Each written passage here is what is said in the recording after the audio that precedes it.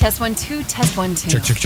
Check. Ladies and gentlemen, this is The Vocal Minority with Nick and Steve. Nick Reynolds, Steve Harness, and Cousin Brewski. The Vocal Minority with Nick and Steve. Take one. Welcome to The Vocal Minority with Nick and Steve. Glad to be back at it once again, and also glad you are along for the ride. As always. Otherwise, we're just talking to ourselves, and that makes us crazy. We always do that before the show. I mean, we talk to ourselves a lot. Yeah, I mean, we're entertaining, period. But we're just trying to share it with a few more people. That's all. Check out our webpage, thevocalminority.net. You can find all our socials there. Check out our Twitter page. Well, Twitter is still Twitter. Did you hear the sign came down in San Fran today? No, what do you mean? They closed the office there? They're taking the sign down. I've got a story I'll read later in the program with Leon Musk, or Leon. I think we should start calling him Leon. What's his name? Elon. Okay, that hurt my brain for a second. He's alluding to something new coming, so we'll see what it is. Who knows? Maybe it's just a ploy to try and make a little money. Yeah, get us to go back on that platform again. Is this like New Coke? It's not going to work out well for you. We want the classic, damn it. Yeah. We shall see. Yeah. All right. Well, find the website, thevocalminority.net, and find us on all of the socials, including, at this moment, Twitter, but we've been debating if that needs to go away or not. Any action on the threads, as the kids say? Brewski's liking it, so, he likes some of our stuff. That was nice. Otherwise, I hear the interest level in threads has plummeted in the last 2 weeks here, so we'll see what is really going to come of that site or not. It was just a new toy. Yeah, a whole bunch of people downloaded it, and now the interaction on there apparently is plummeted. So. Well, I think also what it is that people you need to get into a routine. Like that's where you want to go to interact with things. Sure, yeah, it needs to become your new norm. A habit, exactly. Yeah. Steve's got a special reveal with a brand new motorcycle under a sheet later if you're watching on the podcast. I'm trying to figure out if I need to just ignore that or do something about it. But. If you can, you should probably ignore it. It's going to happen again. It's going to keep happening. I've got the studio windows open here today because it's not in the 90s like it was, and up here in the mountains with the sun exposure, that feels like 100-something. But hey, dude, speaking of which, I had some. My niece and nephew were in town for the week, hanging with us. We were having a conversation because Rachel and I were talking about the podcast. She listened to some of the podcasts, and she said, is that right, what Steve was saying about, if you're 6,000 feet up, that, closer to the sun, you feel the heat hotter? Yeah. Yes. I hate to break this to you, dude. I stuck up for you, and I was like, I'm pretty sure that's right. How could it not be right? Well, I mean, that's not how it works. The higher up you go, if you're in an airplane, 30,000 feet. My door just slammed.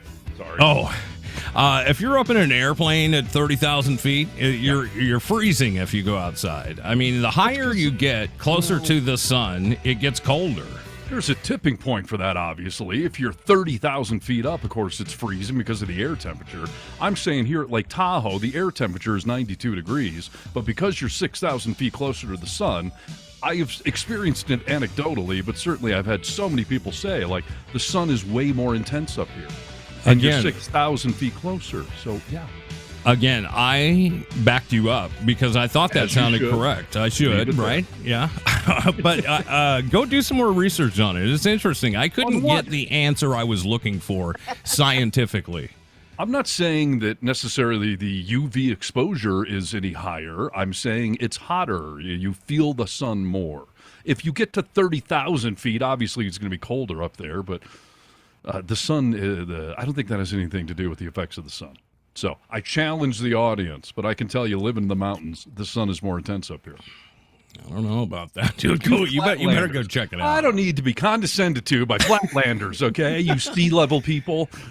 We're a special breed up here. Wait. Flatlanders? What are you from effing Vermont or something? I mean, come on. That's what we call you people. We live up in the mountains. We're 6,000 feet up. So that's what hicks in Vermont that bang their livestock call people who don't live in the mountains. I think those are flat earthers. Why would they call people No. flatlanders? Because there are lots of mountains in Vermont. That's why it's called the Green Mountain State. Please, I look down on you, Vermont, literally. I'm at almost 7,000 feet at this house right here.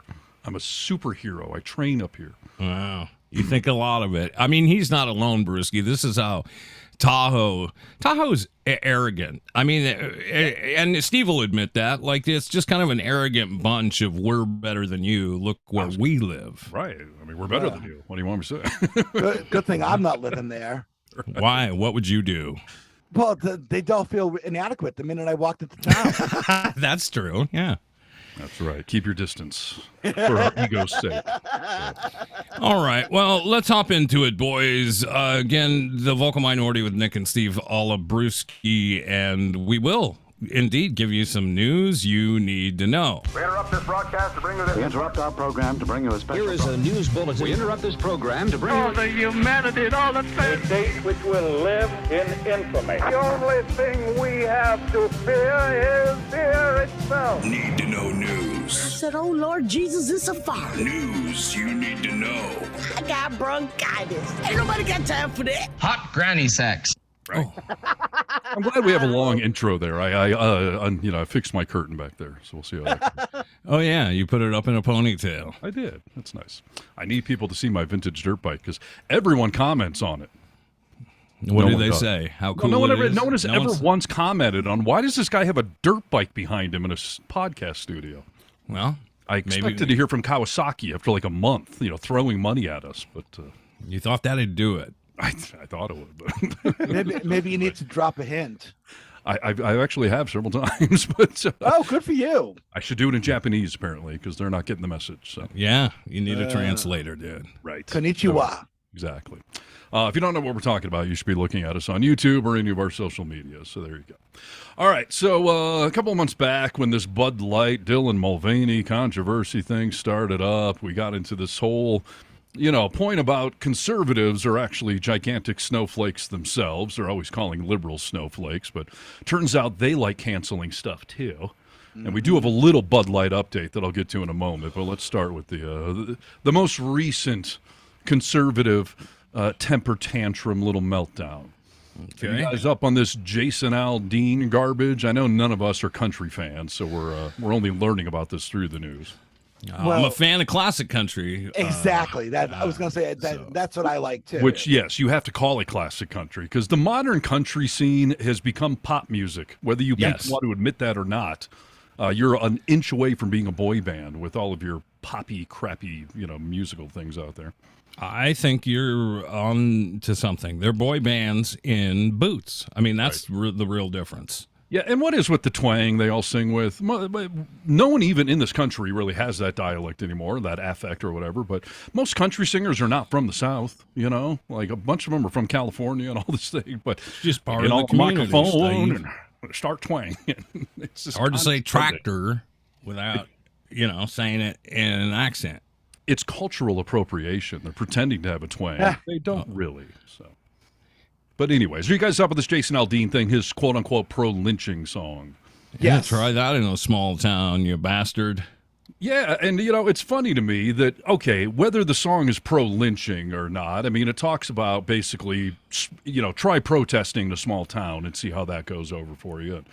He did the video in front of this courthouse that has a history behind it of lynching and, civil rights violations. And you have to wonder why he picked that courthouse of all backdrops. So, and that's the Maury County Courthouse, Maury. Apparently, he's saying that, well, I grew up 20 minutes from it. Like, it's always been like an icon that I've appreciated, architecture-wise. He grew up in Macon, Georgia. Why? Yeah, he's just an architecture buff now, so he decided to randomly put that thing there. Even if you want to say it's not a pro-lynching song, it's certainly an anti-protesting song, which is completely un-American for people that are so pro-Second Amendment. Have you watched the whole video? No, I've only seen clips. I mean, that would be like jabbing myself with a pencil for 3 minutes. Why do I want to do that? Oh, well, I'll give you a review, dude. I've listened to the whole song. I watched the whole video just because I felt like I needed to. Yeah. Is your pickup truck still working? Yeah, everything's fine, dude. I just felt like, I don't need to talk about it if I can't look at it. So, like Steve said, basically it's full of anti-protest stuff. And it's real funny because he does it in front of the courthouse, and people started lighting him up on the internet saying like, this is so terrible. Well, then he put out a quick statement that just said like, every scene from that's in that video is from America, from an American protest. They were all taken. And so people, started going through it and looking at it, and they found all this clip art. What's the stuff? Stock art? Yeah, stock footage or whatever. Stock footage, yeah. And a lot of it is stock footage, and it's picked in a way that is pandering and sick. It's racist. I mean, it is. Well, there's no way you can look at it. It's not overt. It's a dog whistle. I thought some of that footage that they had in there, it's been proven that some of it actually doesn't even come from the United States. That's correct. I mean, a lot of it's from European protests, and the rest of it's from stock footage. There's a great gal who just went through she's got a lot more time on her hands than I have, but frame by frame, and tried to find these clips and where they came from, and they were from protests that happened a long time ago. Some of them in Europe. You mean no January 6th footage was used in there? I thought he was trying to be fair and equal about this, right? Yeah, it's just these are bad things. We shouldn't be try that in a small town. Right. Well, and the thing about it is that, to me, the first thing I thought of was, do you guys remember the story from about, 13 years ago, when Haley Barbour, who used to be the governor of Mississippi, was praising where he grew up in Yazoo City, Mississippi, and he talked about the Citizens Council in his town, and how there was the sheriff, but the Citizens Council would basically, there were business leaders within the community, and if you were doing something that they found to be out of line or unsavory, they would let you know. And I said that in air quotes. It's a mafia. Pretty much. And it goes along with the whole sundown towns, which, if people don't know what that is, a sundown town basically it's a town where anyone who's not white is told or let to be known that don't let the sun get down on you in this town because you are unwelcome. And there are still sundown towns in this country. Yes. With a large percentage of them in Indiana, if you can believe that. I thought those were Elton John fan songs. Jason Aldean says, hey, you know what? I don't know what a sundown town is. Yes, you do, dude. Come on. Yeah, you're basically telling people, don't get uppity, know your place, and don't speak up at all. Be happy that we allow you to live here. That's exactly what he's saying. It's also when the sun goes down, bad things happen at night if you're still here. Exactly. Well, so Jason Aldean had a little conservative temper tantrum the other night at one of his concerts. Nick, I understand you've got audio of it? Yes. Is this from the concert, or? This is from the concert, and apparently this is all that I could find that he said at the show, but it's about 40 seconds long, and here it is. I feel like everybody's entitled to their opinion. You can think something all you want to, it doesn't mean it's true, right? So, what I am is a proud American. I love our country. I want to see it restored to what it once was before all this bull started happening to us. I love my country, I love my family, and I will do anything to protect that. I can tell you that right now. Right. USA! USA! USA! I saw country music fans rally like I've never seen before, and it was pretty bad to watch, I gotta say. Thank you guys so much. Oof. Okay, so he's, it's some of the other quotes I have here from this. Yeah, I think it's from the same culture. Aldean took aim at cancel culture before sending a shout out to a bunch of his country fans. It says, quote, "You guys know how it is in this day and age. Cancel culture is a thing. That's something if you people don't like what you say, they try and make you sure that they can cancel you." So how many of those people chanting USA, USA are also now currently trying to cancel Bud Light because of Dylan Mulvaney? Well, It's become a new statement. Maybe I'm late to the party, but over the last week and a half, I've just been seeing like they're now saying like, should we Bud Light them as a form of boycotting? Right? It's now a huge thing. Do you idiots not understand how hypocritical you're being? Jason Aldean's up there saying, screw cancel culture. Well, you're all out there going, yeah, screw cancel culture, but cancel Bud Light real quick. Can't we all? Like, another example of a conservative meltdown, snowflake, whiny-ass little bitch, Jason Aldean, complaining about cancel culture in front of a sold-out crowd while he's number one on the country charts. You're not canceled. Your audience will never cancel you. This will do wonders for his career because they love this kind of crap. But stop bemoaning cancel culture while you're doing it yourselves, you Bud Light protesting redneck idiots. And Bud Light's just one of the most recent examples. You've done it with a ton of stuff, right? Oh, Disney? I mean, hello. Yeah. They're trying to cancel Disney because, they're against the anti-gay laws in Florida. The list goes on and on. Major League Baseball, when they pulled the All-Star game out of, where was it, Atlanta or something? Yes, it was Atlanta. Right. Then everyone's cancel Major League Baseball. Like, I just want people to acknowledge that everyone is triggerable. Everyone has things they don't like and they want to protest, and that's very American. But just embrace it. If you want to cancel Bud Light, if you want to cancel Jason Aldean, it's fine. It's America. We can protest, but stop being mother effing hypocrites about it.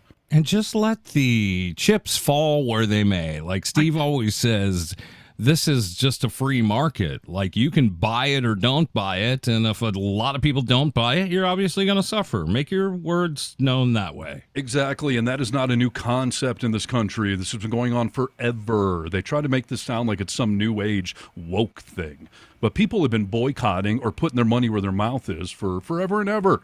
Yes. Yeah, if enough people don't buy the product along with you, then yeah, it does go away. Well, you know what the problem is? The problem is that groups like minority groups in this country that used to not hold so much power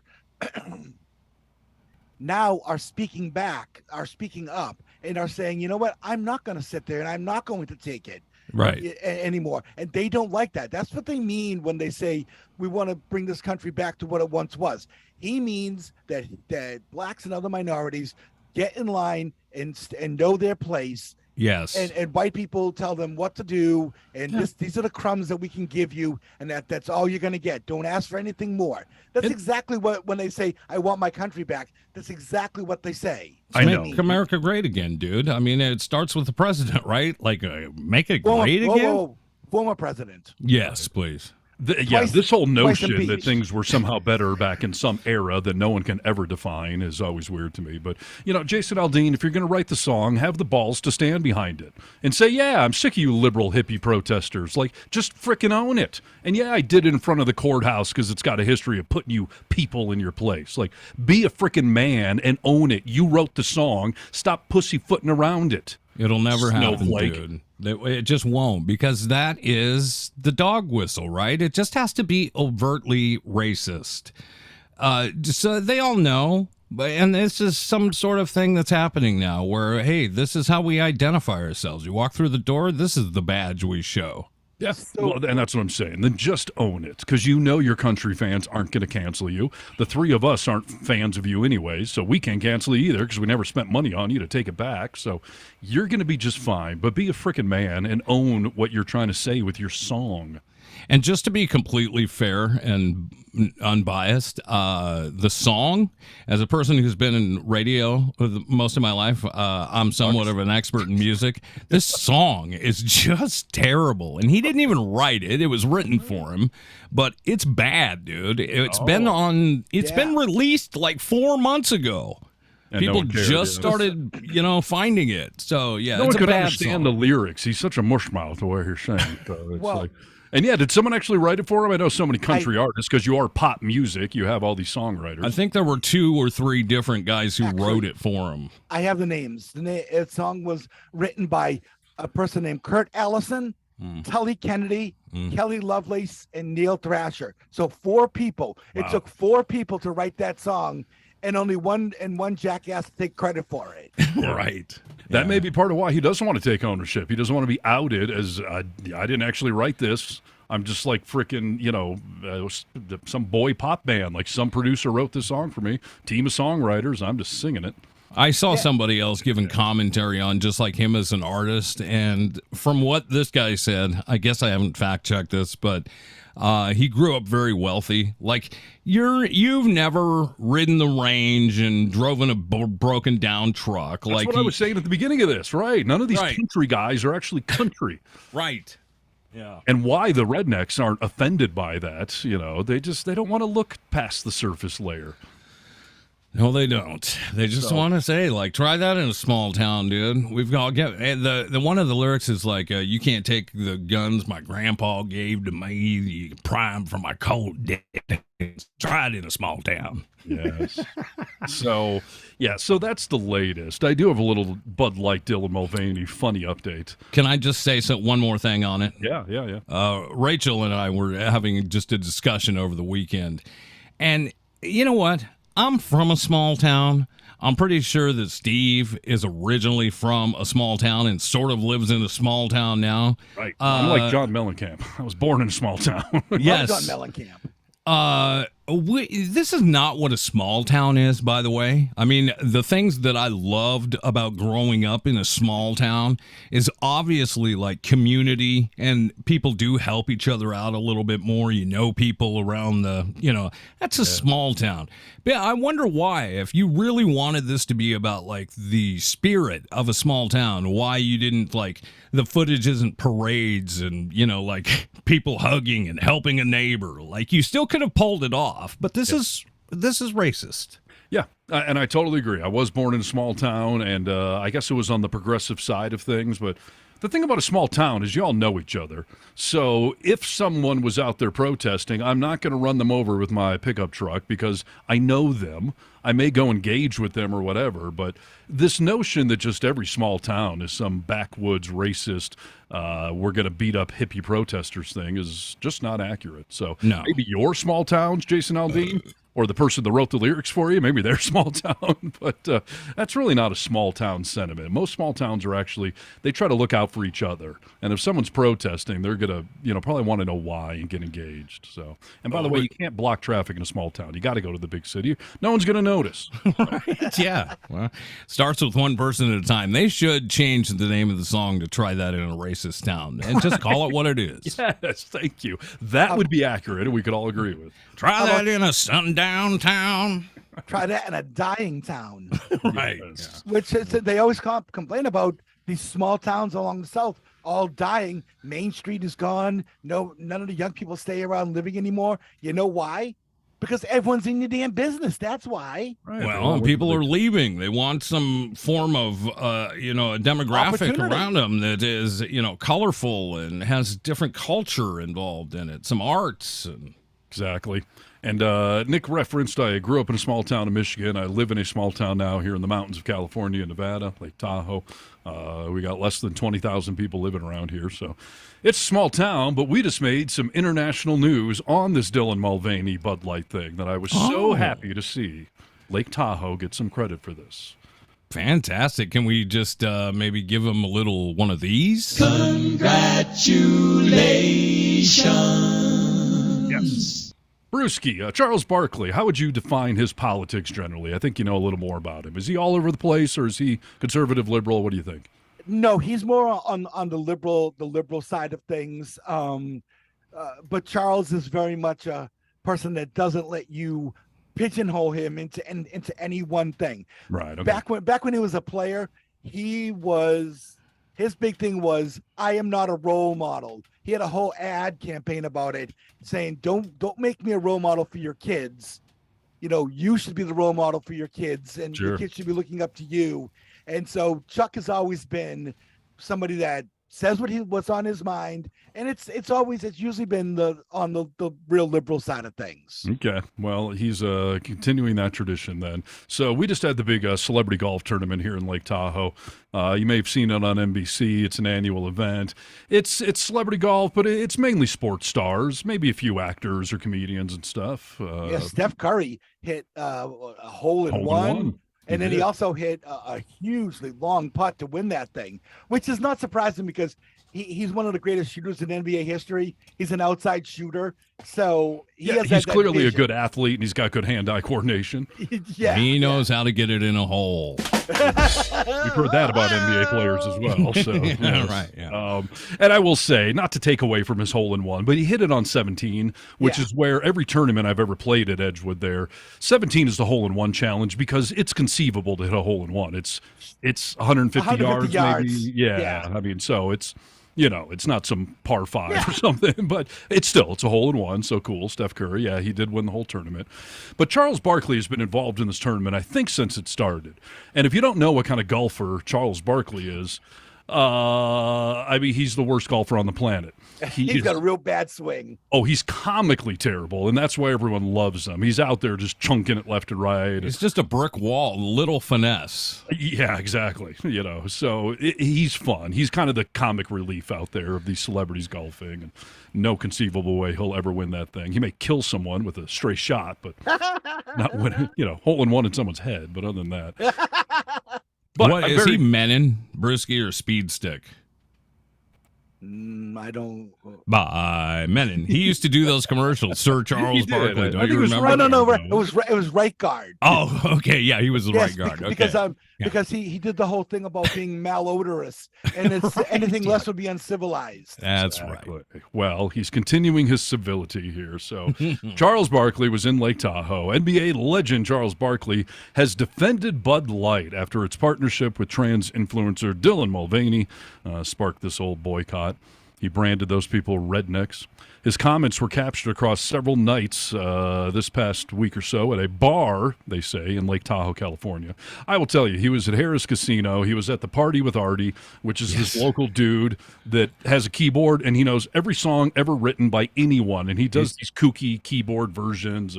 He's a human jukebox, dude. Party fun. Artie. Yes, Nick and I he's have a great danced. son. We have danced with the Party with Artie, you remember We that? sure have, yeah. I remember it. I think that was my first time in Tahoe. I went to see Party Artie. I think it was. We danced with my former mother-in-law, who later told me, you shouldn't be dancing. Yeah. Which hurt, but that's okay. But yeah, so he was at Harris, the center stage there, the Party with Artie, and he got up on stage, and I don't know if he'd been drinking or whatever, but he went on quite a tangent. He said, quote, you want the audio? Yeah, let me know if you do. I got it. Oh, you do? Okay, very good. I will say some of the videos circulating were, in fact, recorded by our own morning show host, Howie Nave, at KRLT Radio. He was there for this, and he filmed it. Yeah, so some of the video, because I looked it up. He tried to tell me he was like the only video of it, but that turns out not to be accurate. But he is one of the social media videos that have gotten a whole bunch of attention from it. And yeah, if you got some audio, go ahead and play it.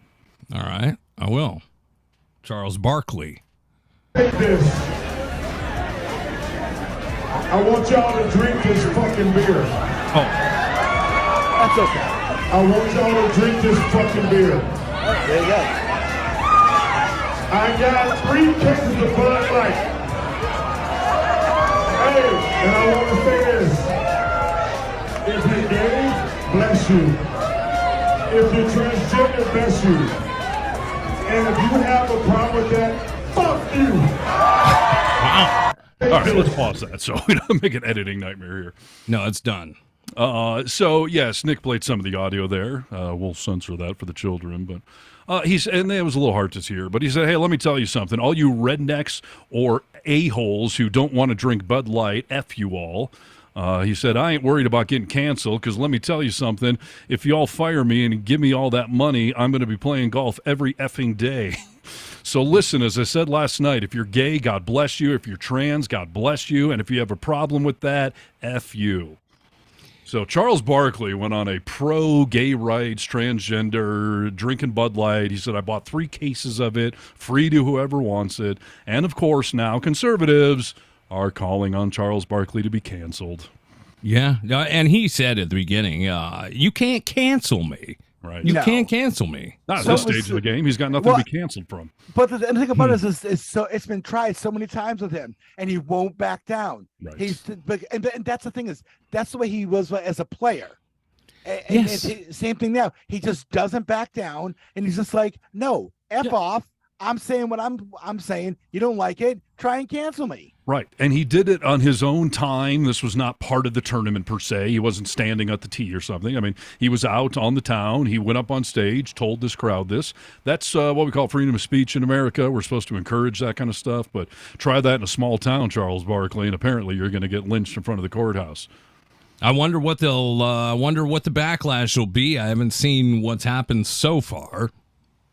Well, I don't know what they would cancel, but I just love that Charles Barkley decided to go on that tangent because we need to stop giving into this right-wing bullying stuff. I am sick of liberals, progressives, or people with just some common sense that believe in treating other humans equally, feeling like we have to be silenced because we're so sick of these conservatives freaking out on us. Target, don't take the Pride Month stuff down. Charles Barkley, don't back down. Speak up. This is what we should be doing. Well, what do you think about CMT pulling that video of Jason Aldean down? Do you think they should have let it play? I think they're a private company, and if they want to make that choice, they have every goddamn right to. Same with any radio station that doesn't want to play it. If you don't want to be part of that stuff, don't be part of it. That's what we're talking about with boycotts and cancel. You can speak up.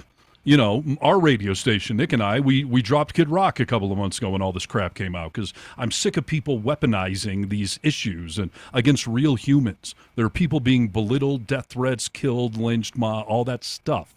So I don't think it's cool to, mainstream Kid Rock when he says these kinds of things. So we're a privately owned radio station. We pulled his music. So if CMT wants to pull the video, go right ahead. It's frickin' America. It's your choice.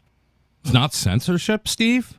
No, it's not censorship. If the government tries to ban Aldean, then it's censorship. Thank you for making that distinction. Right. Just like if another country station wants to keep playing it, go ahead. If your advertisers are okay with that, then you'll get away with it. Yeah. But if they're not, you won't, or you can make a moral decision just not to be part of it. Steve, go ahead. I was going to say, Steve, as an owner of a radio station, you'll like this. So I've heard people who are non-radio people in the past complain about air talent being told what they can and can't say on the air. They're like, what happened to freedom of speech? And I and some other people that I know, including a guy who's now the midday host in Phoenix at a rock station, keeps telling these people they are private employers. Yep. They have every right to be able to tell you what you can and can't say on their airwaves. It's their license. If the government tells you what you can't say, that's a violation of the First Amendment rights. And radio is a tough one with that because radio is regulated by the government. Yes, but I mean, okay. For instance, when we worked at the Buzz, Sergeant Hair Club didn't like the fact that one of our coworkers didn't dump Tom Likas when Tom Likas said the word MILF, and this was right after the Janet Jackson thing. Okay. And he came in and kind of got physical with one of our former coworkers, Joel, and was telling him, you have to dump that. And so if that's just private, the company saying, or management saying that's not the government saying, right, you're not allowed to say, F or, the C word or anything like that. And by the way, there are things like you could use the N-word on a radio station if you want to. The government, that's not on the list of words we're not allowed to say by the FCC. Now, your advertisers are going to flee like mad and your station's going to go under. But, there is a difference between certain things the FCC has said you cannot say. And then there's just a bunch of things that are dumb to say for business that you simply can't get away with. And, companies that own radio stations are private owners. I mean, we put a lot of money on the line. And, we should be able to regulate content to some extent. Now, if you've got a shocking morning host and that's what you want to go for, then you've got to take the slings and arrows. But you are allowed to set limits. You are allowed to fire somebody for something they've done. And I'll go you one further. A lot of radio people have morality clauses in their contracts where even if you're not on the radio, if you go to some public event and you start railing on the Jews or something, I'm allowed to fire you because you are a public person for my radio station. Mm-hmm. So what you just did publicly is going to fall back on us. So, I can fire you because you did something, violating the morality clause we put out there. Now, someone like a Howard Stern or Rush Limbaugh, like they're designed to shock, so those companies are going to have a more leniency towards it. But everyone's got the limit, and if you simply want to be just some modern hit station, and you don't want your DJs going off on tangents, you're absolutely allowed to tell them to shut the F up. You create the product when you own it, and you're putting it out there. It's like putting out a movie. Like, this is what we want people to see. Act it out. Yeah. So yeah. Yeah, I told you guys last weekend that I went camping. Didn't I? Did I tell you about the Bud Light story with my camping neighbor? Oh boy, I know you told me off here. I don't remember if it was part of the show though. I don't think it was. So I don't remember. I'm going to expand on it for just a second because I didn't realize. I mean, I realized how much people are freaking out about this whole Bud Light thing, but I hadn't experienced it in person, so it wasn't completely real to me. But we get there, I'm setting the trailer up, it's hot, I'm drinking beer. And I drink Bud Light when I'm not drinking, something. Once in a while, I'll drink a Fat Tire if I'm just going to have a beer. But if I plan to drink all day, that's my beer of choice. Right. Yeah. You and Bruce are Bud Light fans, which I just don't like the beer, but more power to you. So I'm drinking a Bud Light. This guy pulls up next to me. Keep in mind, in liberal Seattle, I'm an hour, maybe an hour 15 out of Seattle. This guy, you're an hour outside. Yeah, I'm camping, right? So this guy pulls up next to me and he starts setting his trailer up. Well, it's hot. He cracks a beer and comes over to introduce himself. And we talked for a second. He was like, "You want a real beer?" And I was like, "Oh, I just bought a case. It's in the cooler and cooled." It's like, "Oh, so you're gonna keep drinking that tranny fluid, huh?" I was like, "Wow, dude, wow." I didn't, to be honest with you, I didn't know how to react completely. I met you. He just met me, and I don't know him from Sam, Dick, or Harry, so I was kind of cautious about my reaction to it, which has put a little bit of guilt on me. Smart. But I did tell him later, like throughout the weekend, like I kept offering him beers and stuff like that. Like I made it apparent, like, yeah, this is what I drink, this is what I support. But so my brother calls me. And I had told him the story. Well, he's camping right now with one of his good buddies, and I call him. Answers on speakerphone, so his buddy is there with him. He starts asking me about if I'm still drinking Bud Light. He doesn't call it what that other guy called it, But he said, "Are you still drinking that Bud Light?" Well, his friend perks up, and he was like, "Oh, you're drinking that Bud Light?" I was like, "Yes, sir, I am." I drunk Bud Light most of my life, and I will continue to do so even more now. I've got a reason to do it. Yeah, right? Challenge me. So he says my brother's birthday party is in September. He's like, "You're going to be out here for your brother's birthday?" I'm like, "Yeah." And he was like, "Don't bring that Bud Light into Nebraska." I was like, "I'm pretty sure it's there. I don't have to travel with it, but what are we, Bandit the Snowman here? I mean, come on." Right. He said, and I quote, "If you try to drink that Bud Light in Nebraska, someone will put lead right between your eyes." Wow. I was like, "I will be murdered if I drink a Bud Light in Nebraska?" He was like, "Don't try it." And I was like, "Oh, my God, what is wrong with people?" And the man was Jason Aldean.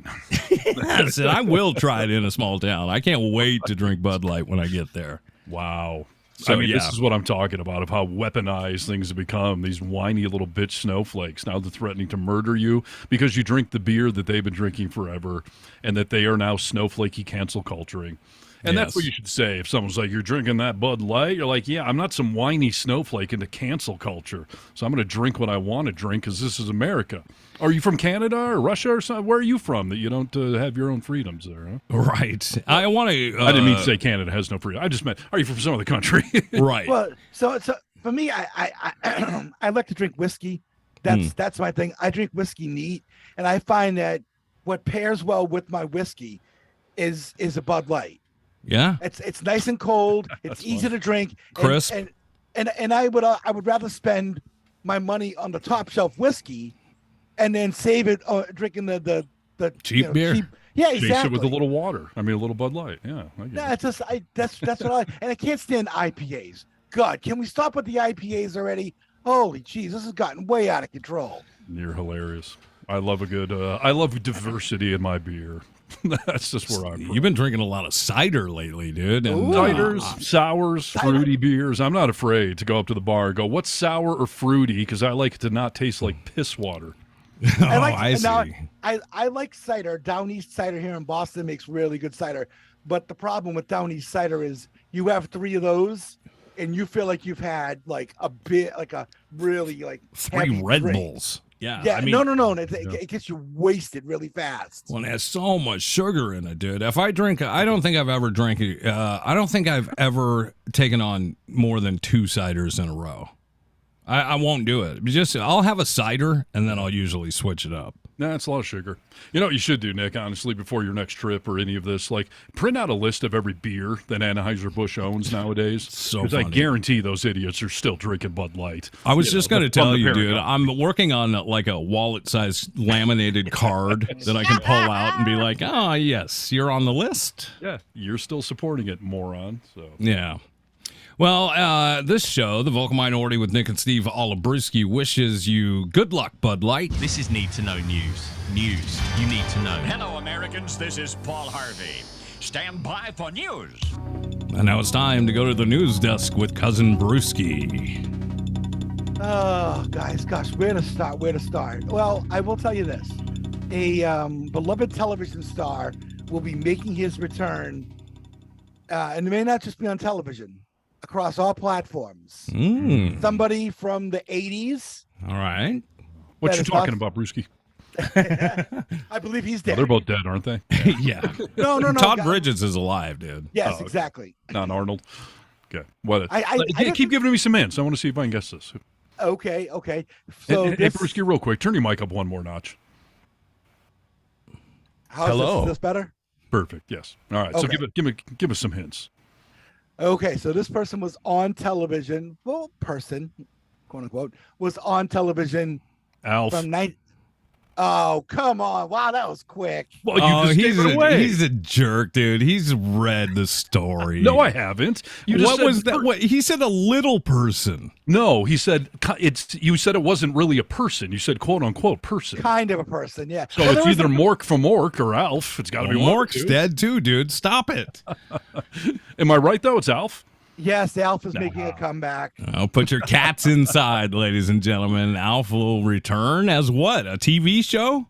Yes, Mr. Gordon Shumway himself will be back on television. And in case you did not know, that was Alf's real name, Gordon Shumway. Yes. Alf Okay, what are we talking? Is this an actual Alf reboot or something, though? Well, this is Ryan Reynolds is reviving the classic TV show that ran from 86 to 1990 through sponsored segments as part of a deal with FUBU and his Maximum Effort. Interesting. You know what? I mean, I'll tell you a couple things. One, I loved Alf. I think it was a great show. You did? Oh, yeah. Yeah, I loved Alf. And certainly, yeah, I hope they do it well. But I'll tell you another reason I hope that show comes back big time. I have a copy of Alf #1. They did a limited comic book print back when Alf took off as huge, and I have the first issue of Alf. So that would shoot up in value if it has a resurgence nowadays. So I'm all for it. Is it worth anything now? Probably not. I mean, I don't know. Check it on eBay. But well, so, obviously in the middle of the whole Alf thing, back in the 80s, they made a lot of different Alf merch. Yes. We used to have Alf slippers. Yes. Well, they made an Alf telephone where it was a stuffed cool. Alf, and he held the telephone and you dial it. And so about 2 years ago, I got one of those at a Goodwill, and I paid $20 for it. Nice. Wow. You still got it? No, I sold it for $250. Oh, nice. Well, good. Yes. Brewski's a qualified reseller. Oh, yeah. I'm telling you, people, if it's the right thing, Alf lunchboxes, I've sold those in the past. You can usually get about $30 for those. If it has the thermostats in good condition, you can really get some money out of it. So you can get some. I think it's gonna be a run on Alf merch now. Dude, if you are going to fall in love with an alien life form, let it be Alf, the original. I love him. Who played the father in Alf, Brewski? Do you remember the dad, who it was? Yeah, Max. The last name was slipping me. I know he had a big drug problem. Max Wright. Max Wright. Because he there was a story some years back where he was on video, not only smoking crack, but then having sex with a homeless man. Well, you got to have priorities in life, and those seem to be his after ALF. That wasn't during ALF. He went through a lot of stress concealing alien life from the rest of us, which that's what ALF stands for, by the way, everyone. Alien life form. So yeah. But I just looked on eBay. My comic is ranging from $10 to $15. So let's see if it shoots up if ALF becomes popular. So this is good news, Brewski. I did not know this. Do we know when this is coming? Although now with the writers and actors strike, everything's delayed from new TV and movies and all that stuff. So. Yeah. But hopefully sooner than later. Yeah, there's a statement here that says, at maximum effort, we love taking risks and blurring the lines between shows and sponsorship because we believe both can be equally entertaining, said Reynolds. Besides an irrational love of ALF growing up, one of the reasons we licensed this show was precisely because Paul at Shout Studios and our intrepid brand partners wanted to plot with us to bring ALF back to life. Tune in this Catterday. Very nice. Hated cats. Yeah. Did Alf ever eat an actual cat? Like, why didn't we ever see him eat a cat? That's a good question. We that just could assume be it was going on.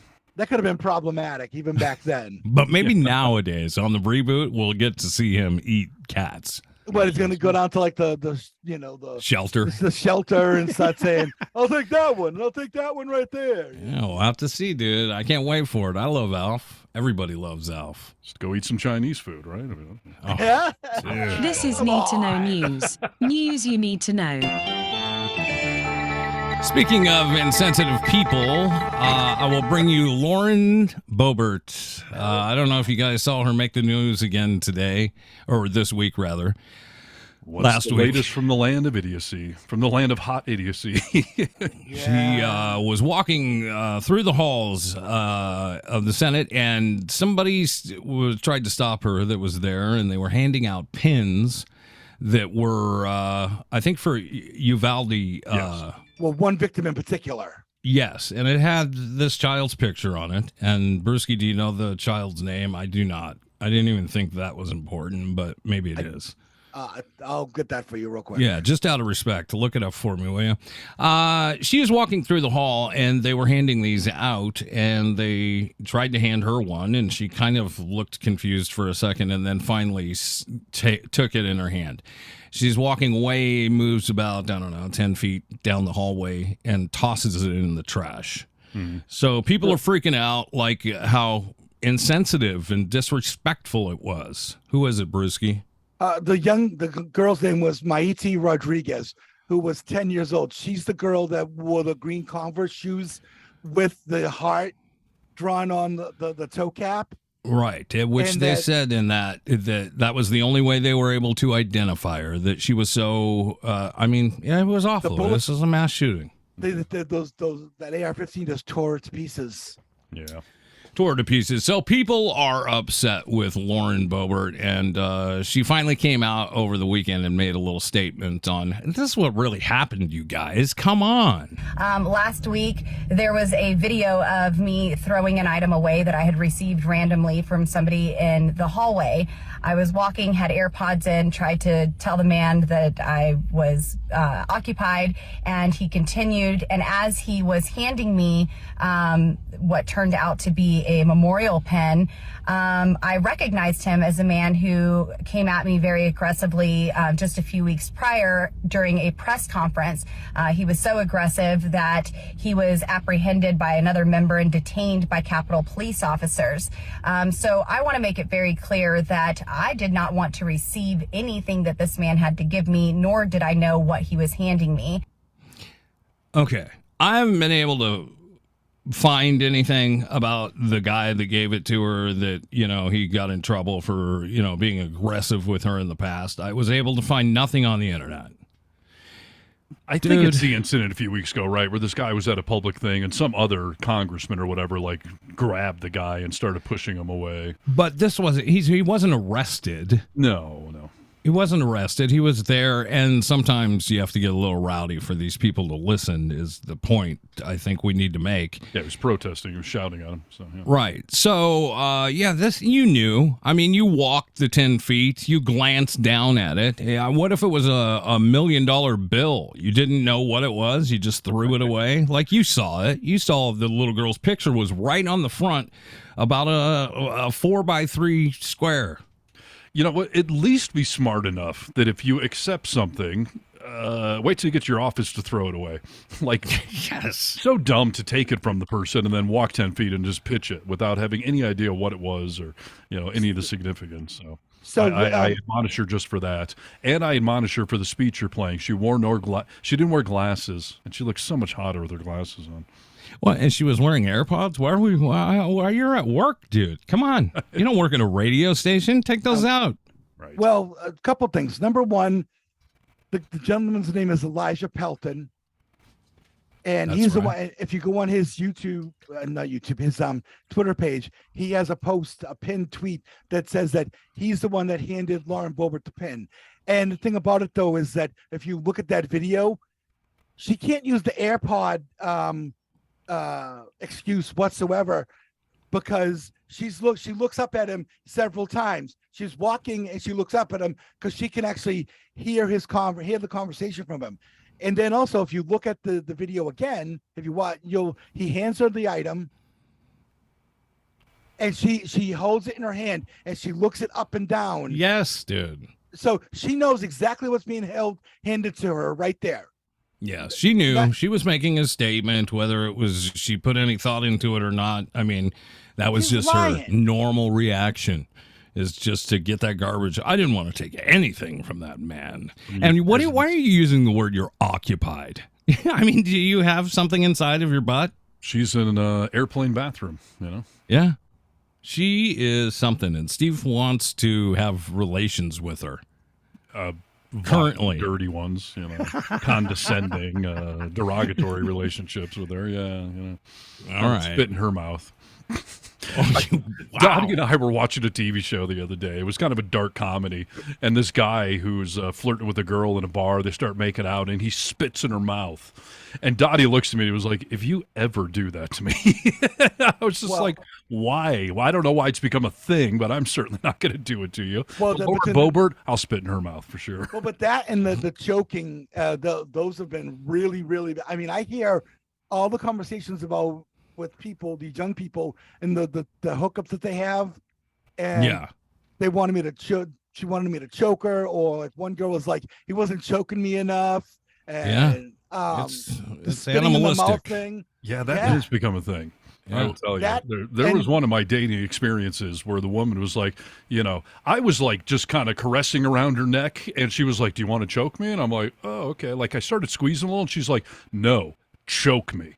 And I was just like, I stopped. I'm like, no, like cut off my airwave. Like, that's not fun. Like a little play is one thing, but she was like, choke me. I'm like, no.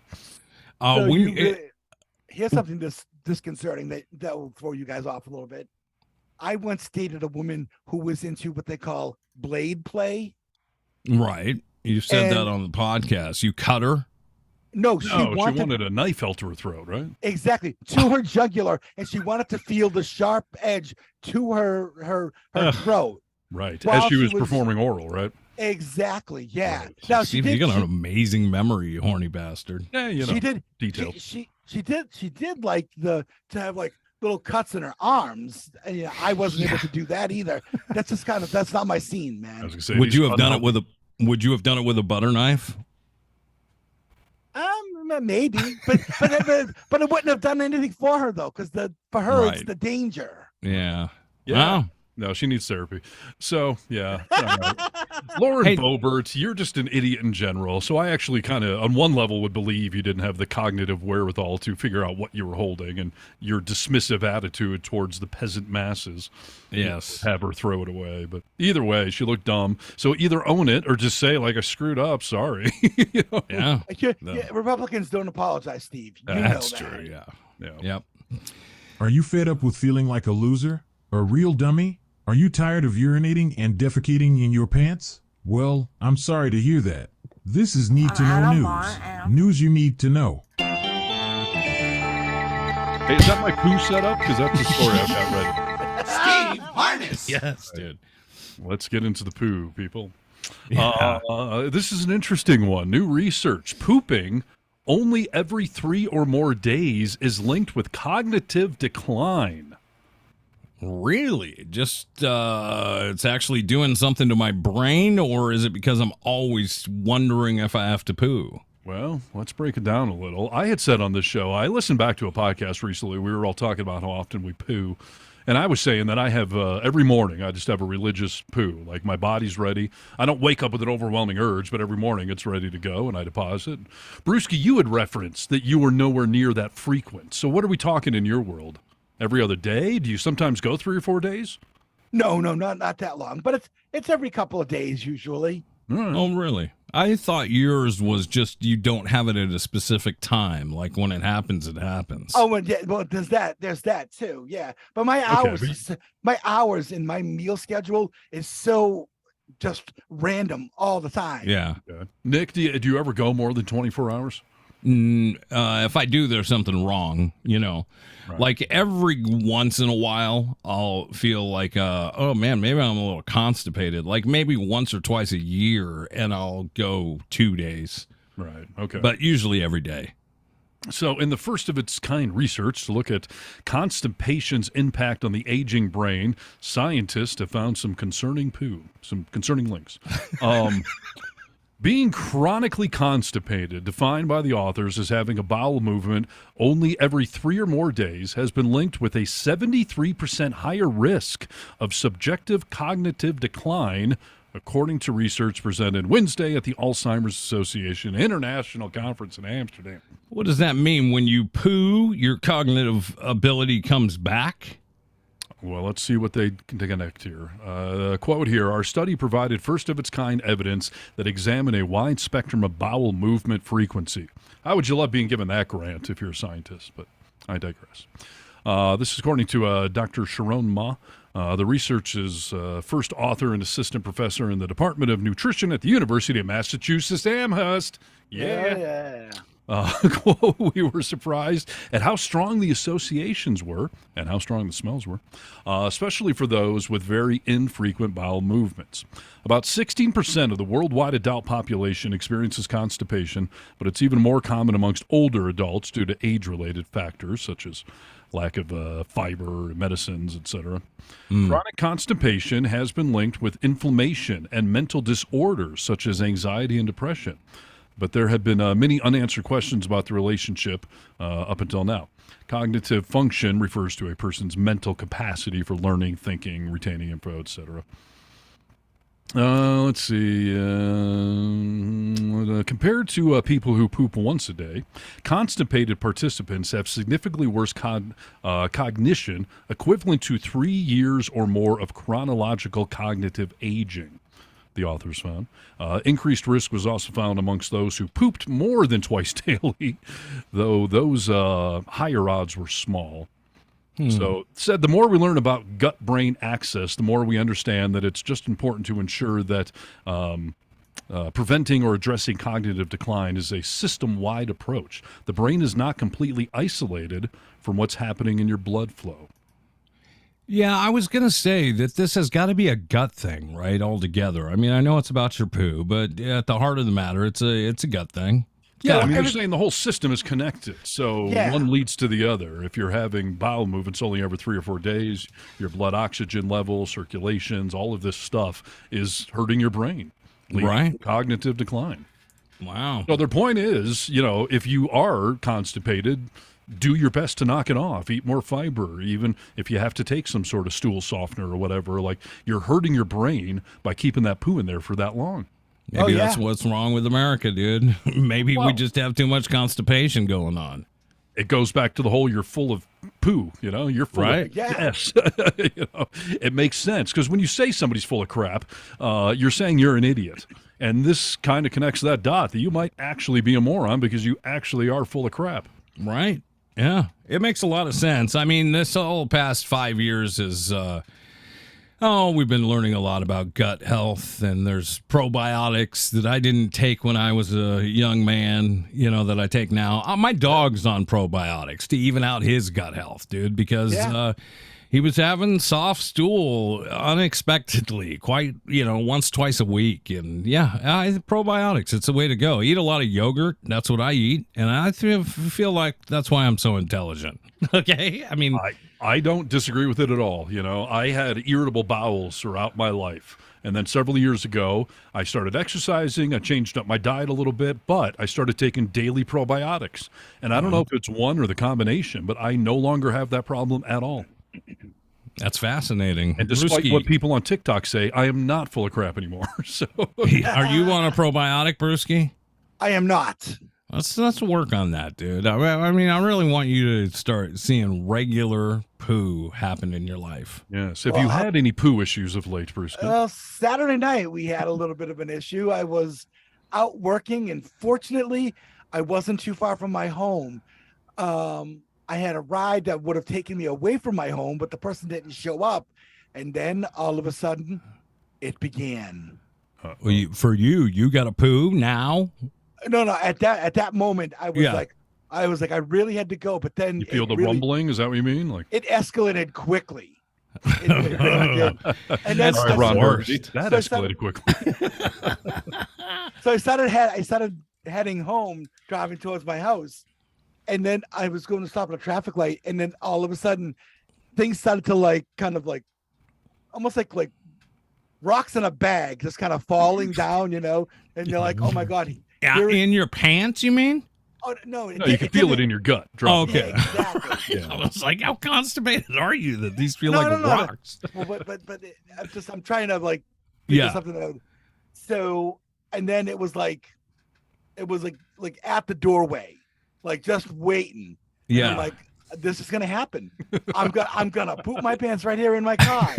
Turtle wanted his head out of the shell immediately. Right. Sounds like you're describing childbirth. Like it's crowning. It's coming. I can't do anything about it. This food baby was about to come out, and there was no stopping it. Well, there is a point of no return, right? Like sometimes I feel like, I could probably just suck it back up, and I can't put the toothpaste back in the tube. You no, can't put stuff back in the tube either. It's dangerous. That was it. So I got home, got into my bathroom downstairs. And when I say I just made it, I mean I just made it in time. And congrats, though. During my IBS days, I had many of those incidents where I would tell Jamie, like, "Do not stop at that yellow light. Keep going." Well, I kind of wish there was a camera on me in the car at the same time, because I like watching these videos on YouTube of people being filmed who are driving really fast because they have to poop really bad. Sure. They're always hilarious. And I'm sure I look just like those people. But I will tell you this. After I was done in the bathroom, this was like, I was afraid that the toilet wasn't going to be able to take everything. Right. Oh, there was so much in the bowl? Think about this. Think about the largest cow pie you've ever seen. Okay, so this wasn't a log. This was soft but shapy. Exactly. Okay. And it covered the entire water. bowl. Yes, oh all of it. Gosh, dude, how bad did it smell? To be honest, 1 to 10. It was up there, probably about at least an 8, I would say. At least. That's why you got to do the courtesy flush, not only for your own, smell, savior, but Steve, I was still going while it was happening. I was I've adding had to to stop it. sometimes. You got to click for a quick second, flush, let that thing clear out, and then keep going. No, you don't understand. Look, it wasn't stopping. There was no stop. This was a diarrhea. We're looking at an overflow situation here, huh? No, so it wasn't diarrhea, and it wasn't super solid. It was soft serve. Exactly. Yeah. Okay. Brewski, how many wipes until the toilet paper was white? At least 5. Oh, that's not bad. That's impressive. No. Yeah, that's not bad. Now I will tell you this, and you'll be really proud of me about this. I'm sure. I went out and worked for a couple more hours right after that. Yeah, you're a dude. champion. You get knocked down, you get back up again, right? By the way, you should send your resume to like Exxon Valdez or something, these oil companies, because you can clean up a mess apparently in 5 wipes or less. 5 wipes? That Send this man to a beach, clean up some. I was doing some serious digging. So, yeah. Dude, I'll tell you. I mean, I've had dumps before, and that are like you were explaining, like cow pie status dumps, where like maybe 25. I will see red on the toilet paper before I see white. Like I will keep going. Like 20, 25 wipes. Yeah, sometimes at that point, it's impressive. Like scientifically, you wonder, like, where is this coming from? Right. And if it does that, dude, I might as well. There's a certain point where if I'm at home, I'm just going to go get in the shower. Right. Like, I need to go bathe. Yep. Wow. Well, kudos, though, getting home. Isn't that a great feeling, though, when you finally make it? You're like, oh, thank God I didn't crap my pants. I pulled into my driveway, and I was like, all right, I'm going to set myself. I opened my car door and I put my feet in the driveway and I set myself and I'm like, and I had my key ready in my hand and I moved as quick as I could. Were you penguin walking or like on a sprint? No, I was moving pretty quick. And on top of that, then the cats woke up and they wanted to come downstairs and talk to me. Well, and I'm like, guys, you got to move out of the way. Come on. Come on, Daddy's doing something here. Uncle Jason's got to move. Come on. These are my sister's cats. All right. You guys got to move out of the way. Right. Yeah. That's hilarious. No, there was a few times where Jamie and I would be coming home, and I reference Jamie because this hasn't happened in a few years. So, but yeah, where we'd be going home, and I would tell her, "Don't stop at the yellow light." Like we'd get in our driveway, and she'd start opening the garage door. I would just jump on and like duck under the garage door and sprint inside. Like, I'll see y'all in a few minutes.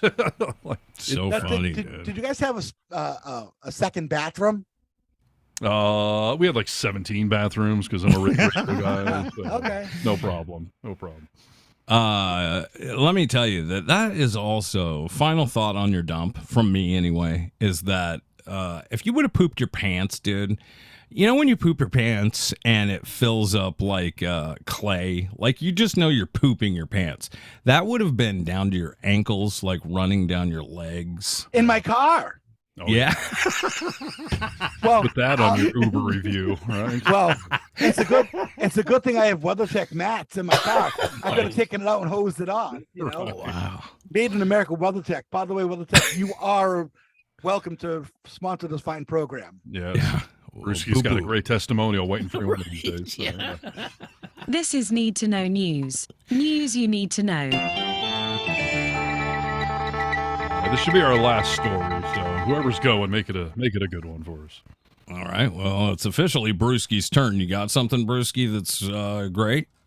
If not, I can go. You can go ahead. All right. Well, I will then. Let me see what I want to give you now that I have to just give you one. What are we thinking about Robert Kennedy Jr.? Oh, what a tragedy. Nutbag. Kooky. For the Kennedy legacy. Oh, okay. So we've got a few different opinions developing already. I think we're on the same page. You do? You guys on the same what page? What did you say, Brewski? You said he's a kook and he's a nutbag. No, that's not what you said. I'm saying the same thing. You said a little kooky. I'm saying he's an embarrassment to the Kennedy family. And there was a time years ago where he first started coming out as anti-vaccine where I kind of started, he was talking about thimerosal or some additive that's put in all these things. And I kind of started thinking, like, this guy might be onto something. And then researched a little further. Turns out he's crazy. And nowadays he's even crazier. Yeah. He's on video, of course, talking about his anti-vax and everything like that. And he says why. And then he starts taking a little bit of heat for it. With some of the Democrats who are saying, "Oh yeah, this might be a pretty good vote," and he said, "Oh, I never said that." And there's tape everywhere of you saying, "Like, I'm an anti-vaxxer." Oh, he's definitely an anti-vaxxer. I can't believe you even try to deny that. I mean, claiming that he's not. I never said way that. before COVID, by the way. Yeah, but years ago he was saying that polio, and he's doubled down on it, that polio was not eradicated because of vaccines, but because DDT was banned. Mm-hmm. Yeah, he's crazy, and some people are worried that, he's just Republican enough that, he may be able to do some damage on the Democratic side. They're all rejecting him, saying that he is a far left-leaning liberal, which I don't see how can that be possible. I mean, maybe with some of his ideas. Well, because he's named Kennedy. That's the only reason they're saying that. They haven't listened, obviously. He's hanging out with Steve Bannon and Roger Stone all the time. You're telling me that Steve Bannon and Roger Stone would spend even any amount of time on a regular basis with someone if they were a far left liberal? I mean, come on.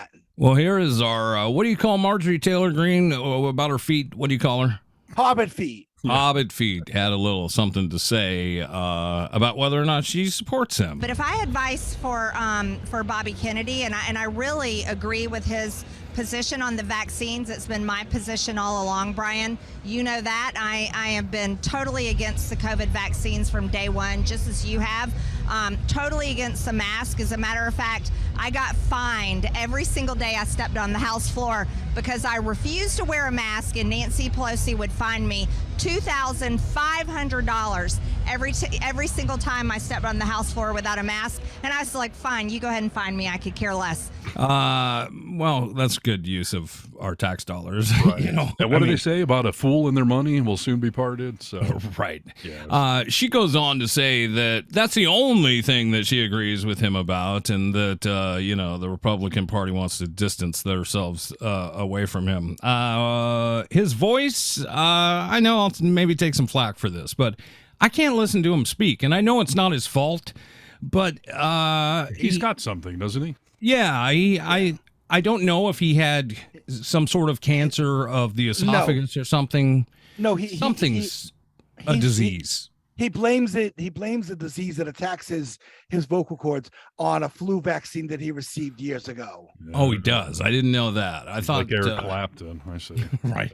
I just can't. I mean, I can't have any beliefs that I can get down with him because I can't even listen to him talk. I'm done in about 20 seconds. Yeah. Here's the thing. The Kennedy name alone would get him enough research money to prove his theories if they were correct and provable. He would have won the Nobel Prize by now. His anti-vax stuff started back in the early 2000s, way before COVID. So, no, you've had plenty of time to prove all this crap, and it's been proven the opposite. Well, and the other thing, too, though, is he's against all vaccines. And, that's what I'm saying, yeah. And Marjorie Taylor Greene is saying she agrees with him on vaccines.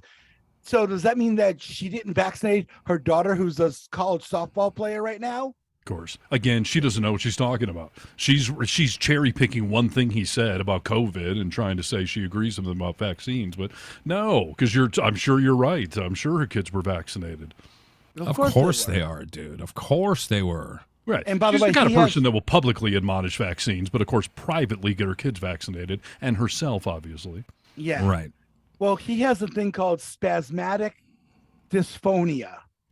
Okay. Sounds like spasmodic phony. No. So what it is it's a neurological voice disorder with a focus on the laryngeal. Yeah, that's what I'm saying. He has something, and I hate to say that, like that, that I hate his voice, but it's true. I mean, you're a public speaker. I have a hard time listening to you and getting passionate about anything you're talking about with your voice. I can't. Maybe I'm a dick. Here's my question. Are we certain that this disease that he has didn't come about from, I don't know, all the coke that he's done for all these years, all the crack that's a fact that he smoked, all the heroin that he's shot? I mean, he's admitted that he has been, a drug addict for decades. Well, all I know is when Marjorie Taylor Greene says she agrees with you on anything, you should stop. Just stop. Yes, you're doing something wrong. And as MTG is just so happy to talk about all these druggies. Quickly tell me, Brewski, why Marjorie Taylor Greene held up pictures of Hunter Biden being serviced on live TV. Did you see it? I did see it. I did. And we're talking pornographic images she held up in front of Congress. Uncensored. Uncensored of the president's child. Could you fathom anybody doing that to any other president? Could you imagine if you were holding up Ivanka Trump pictures, which if you've got them, send them to me. But yeah, exactly. The audacity to hold up the president's child naked having sex. Right. She's doing it obviously to hurt Joe Biden. Meanwhile, meanwhile, of course, every frat bro around the country is like, yeah, because, they see, Hunter Biden doing things with really attractive prostitutes. A private citizen, mind you, a private citizen. Right. Yes. He's coked out and banging a hooker. I would think a lot of conservatives would want to vote for him now. Yeah, I mean, these are some of the people you worship, dude. I mean, and I'm not judging you. I'm just saying, all the rock gods, stuff like that. Like, this is something you look up to. And didn't Madison Cawthorn, remember Madison Cawthorn? Mm-hmm. No. Oh, he was a representative from North Carolina in a wheelchair, young guy. There was a video of him teabagging his cousin. But he talked about how there were coke and sex orgies and amongst the Republicans and the lobbyists in Washington, D.C. And he was basically told to dummy up, like not like in overtly, but they were kind of like, yeah, that was really unfortunate that he said those things. Then they never said it didn't happen, just said that he revealed them. Yeah, so Marjorie Taylor Greene decided to one up him. Yeah, well, but the thing about it was like she's complaining about the president's son engaging in that behavior with cocaine and hookers and sex, but yet people in her own party, in her own chamber, are engaging in that on the regular, so much so that a freshman congressman who's no longer in Congress because he ran his mouth and they basically primaried him, he let the cat out of the bag.